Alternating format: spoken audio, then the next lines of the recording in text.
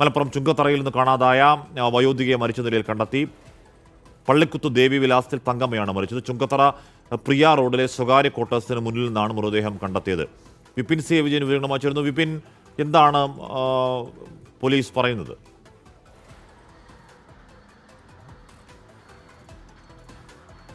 അശ്മി, ഇന്നലെ മുതലാണ് തങ്കമ്മയെ കാണാതായത്. ഇന്നലെ രാവിലെ മുതൽ പൊട്ടൻതരിപ്പയിലെ മകളുടെ വീട്ടിലാണ് ഇവർ താമസിച്ചിരുന്നത്. അവിടെ നിന്നും സ്വന്തം വീടായ പള്ളിക്കുത്തിലെ വീട്ടിലേക്ക് വന്ന് വീടൊക്കെ വൃത്തിയാക്കിയതിനു ശേഷം തിരിച്ചു പക്ഷേ മകളുടെ വീട്ടിലേക്ക് എത്തിയില്ല. ഇങ്ങനെ വൈകുന്നേരമായിട്ടും എത്തിയില്ല. ഒപ്പം തന്നെ ഫോണും സ്വിച്ച് ഓഫ് ആയിരുന്നു. ഇതോടുകൂടിയാണ് പോലീസിൽ ഇവർ പരാതി നൽകിയത്. ഒപ്പം ഊർജിതമായിട്ടുള്ള അന്വേഷണവും നടന്നു വരികയായിരുന്നു.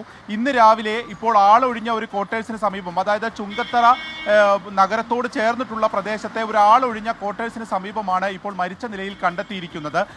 അതിൻ്റെ ഉടമയും തൊഴിലാളികളും അവിടെ വൃത്തിയാക്കുന്നതിനൊക്കെ വേണ്ടി വന്നപ്പോഴാണ് ഈ മൃതദേഹം കണ്ടിട്ടുള്ളത്. അപ്പോൾ എന്താണ് ഇതിൽ സംഭവിച്ചത് എന്ന് പോസ്റ്റ്മോർട്ടത്തിന് ശേഷമായിരിക്കും അറിയാൻ സാധിക്കുക. ഇപ്പോൾ എടക്കര പോലീസ് സ്ഥലത്തെത്തി പരിശോധന നടത്തിക്കൊണ്ടിരിക്കുകയാണ്.